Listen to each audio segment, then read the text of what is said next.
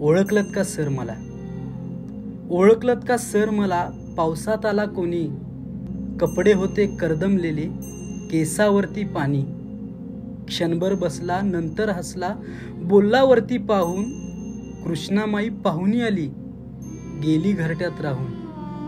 माहीर वाशीन पोरीसारखी चार भिंतीत नाचली, मोकळ्या हाती जाईल कशी, बायको मात्र वाचली.